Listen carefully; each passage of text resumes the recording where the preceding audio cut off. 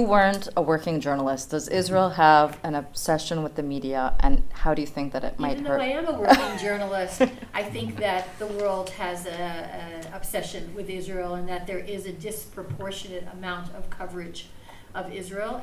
And why do you think that is, coming from a journalist's perspective? I think for all the reasons that were mentioned before.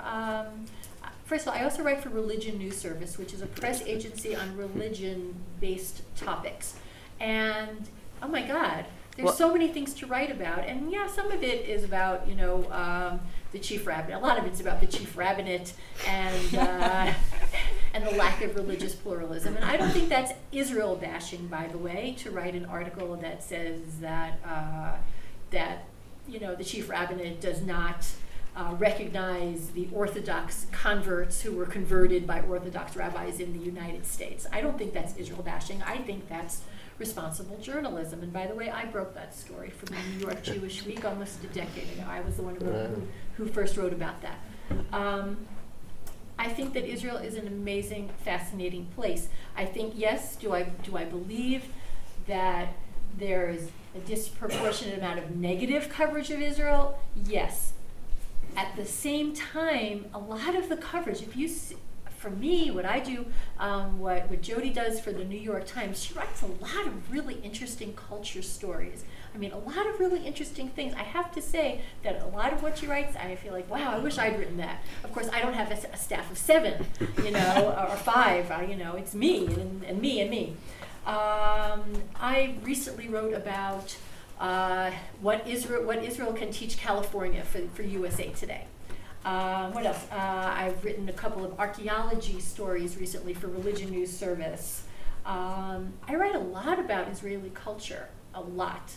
I also write for a Jewish newspaper, and the dynamics between Israel and the American Jewry. It's not all war stuff, And yes, I mean, on a day like today, I was writing and writing and writing and writing but some days it's it's really kind of quiet, and I have what my editor at USA Today calls the opportunity to write enterprise stories. If he can get it from AP, he doesn't want it from me. My former editor did want that. He said, why should I have AP if I have you? So now it's actually harder because you have to actually report. I'm going to be doing a story on marijuana in Israel and the pros and the cons and the ups and the downs. Oh, can I help with that? The highs and the lows. And the highs and the lows. The highs and lows. We'll talk. So I think that the disproportionate is more negative, but I also think that it gives Israel the opportunity to shine. And I mean, I don't get a lot of this NGO stuff, and when I did get it, I unsubscribed. I can do my own reporting. I don't need an NGO to tell me this or an NGO to tell me that, okay? I have my own sources. I'm here 28 years. I do my own reporting. Yes, the occasional press release, you will see an occasional press release in some of my coverage, but I think that, again, Israel is an amazing place to live, and I think you've been here for 3 weeks, and I think that you've, really found it fascinating, and I think other people do, and I think that's why. Okay, so what